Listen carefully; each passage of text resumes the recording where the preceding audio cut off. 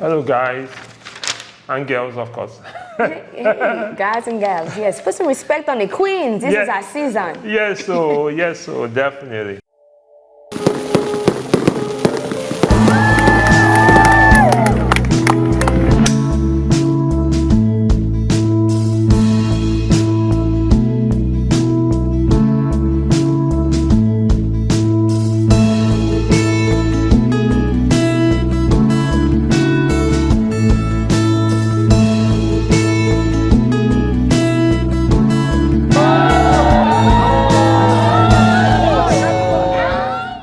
Hello, guys and girls, of course.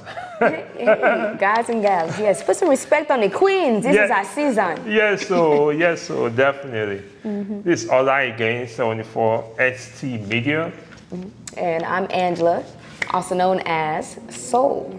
Awesome. Yeah, this topic is going to be short and technical. We're going to the technical side because we want to tell our stories, of course, but we want you to know your camera too, and the importance of some of the technical aspect of the camera. So the first topic is gonna be, and we're doing videography, guys, no more pictures, okay? So our first topic is, what are the advantages and disadvantages of shooting auto versus manual? Right, okay. Do you wanna give it a shot or should I start? I can give it a shot. Shoot. Something that I have learned through mistakes, I'm telling you, mistakes are so great because you can truly learn and be able to decipher what works for you. Shooting auto is great. I've noticed the best time to shoot an auto is when you're going from a bright room to a dark room to a mid-lit room, because auto will automatically adjust if you're needed to just do one swift motion with video.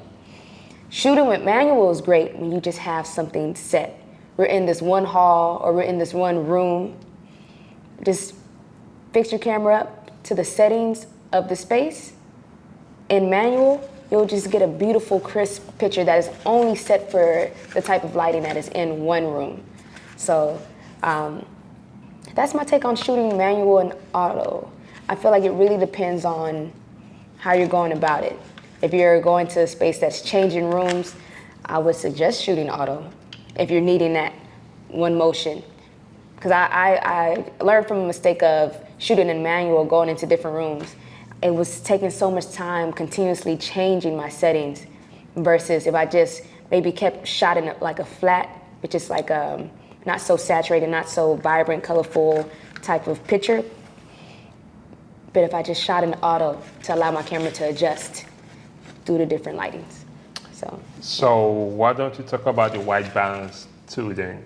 Instead of, what do you say you prefer shooting auto when moving around in different lighting? What about as part of the white balance? Do you like to set the Kelvin or you like the Kelvin to be in auto too? Let's see. That depends as well. Because the light bulbs are different. You may have a light bulb when you're look at your light bulb right now. Is it white? Is it does it have a little bit of a blue tint? Or does it have a little bit of like an orange brownish tint to it? So that's where we talk about the Kelvin, the white balance. You always told me, whenever we come into a room, set your white balance, Because you have to figure out if it's warm, which would be like the brown orange color, or if it's cool, which would be like the bluish color. You want to get it in the middle to where you get a true white color. So that's all I'm gonna say about Kelvin and the white balance, because I'm gonna let this one speak on it. He always told me, when you enter a room, set your white balance. Definitely. So go ahead, you're the sensei. Not really, I'm still learning. We're all still learning. Yeah, we're all still learning. Well, I understand what you said about different rooms, like you prefer.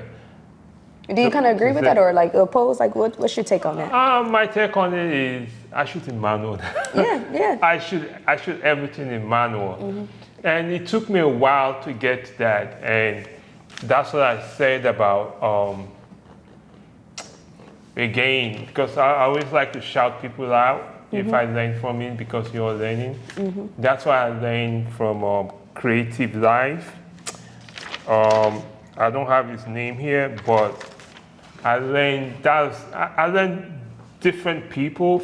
I learned like different stuff from them. Like this guy, like the technical aspect of your camera.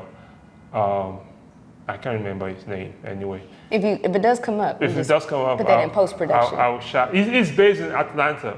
ATL. And he has a long beard. So he's a Caucasian man with long beard. Like everybody should know him. He's very good in technical. I mean, he's very good in videography. Don't get me wrong, but the technical aspect, that's where I got my technical aspect from. And I shoot in manual. I shoot my Kevin in manual.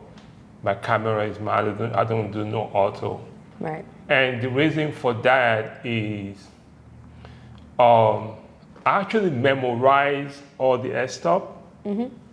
I memorize the shutter speed. I memorize the ISOs. I know the relationship between each other. And I memorize the Kelvin too. Like when it's bright and sunny, I memorize that because everything has a figure, right? Right. I memorize the figure. It's like an equation, y'all. Right, basically. There's a lot if you really want to be good because and quick. Because right. when you know, you can just easily just say off mouth like, this is 5,500 right. Kelvin. So white balance. You want to know it. You want to memorize it.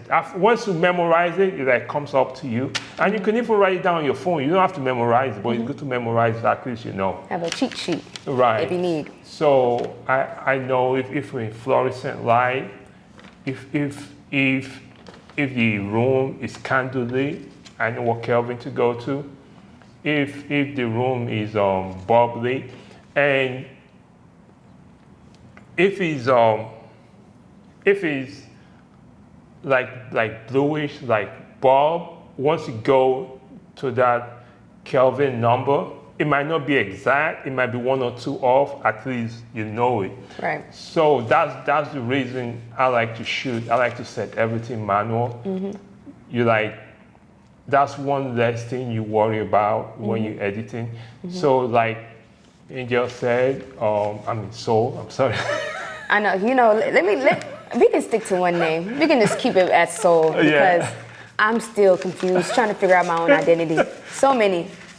It's the world we live in today. So like Soul said, I mean like weddings, so if you shoot it in this room, right, and let's say the Kelvin is like 42, right? And all of a sudden they like move to outside. Outside might be like 52, right, 56. If you shoot it in manual, if you don't know those numbers, it will be difficult for you to change the white balance all of a sudden. Because you'll be just going all the way up or going all the way down, trying to figure out, maybe scrambling a little bit. That's the advantage of shooting in auto because the camera is gonna set it for you. It's gonna tell you. But if it tells you though, you can still go to manual. Yeah. And then give it that true, beautiful. Right. Yeah. The only time I'll shoot an auto is if I don't want to stop. If I don't want to press stop record, you know? Right. Kind of something situation. So, because I know those numbers already, I just change. That's why you have to know your camera like the back of your hand, guys. Right. So, I basically shoot in manual. That's the only thing I shoot now. I primarily shoot in manual too. I compare camera and phone because the iPhone does a beautiful job just with adjusting. The iPhone just does such a beautiful job. So sometimes even the iPhone has a better photo quality, like picture quality. I'm just like, how can I match my camera to what my iPhone is looking like? Because it shows me the sky, it shows me people's true color. Right. So it's about knowing how to manually set your camera to just that true look. Definitely. So, I mean, that's basically it for this episode. Another little tidbit. So we're sitting here, we have a camera, and we have lights.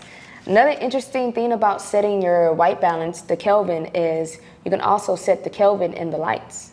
Right. So how do you go about doing that? Setting the Kelvin in the camera and lights. Do you match them? So what is the white balance in the camera now? White balance now is, I think it's 56. So on the lights are they 56 too? Yes, the light are 56. So if you do have external lights, you can match the camera and the lights. When I say 56, 5600. That's what I'm sorry. And I have to spell it out. And what do they call it? Variable, the 5600 Kelvin? Yes. Yeah. Yeah. So yeah.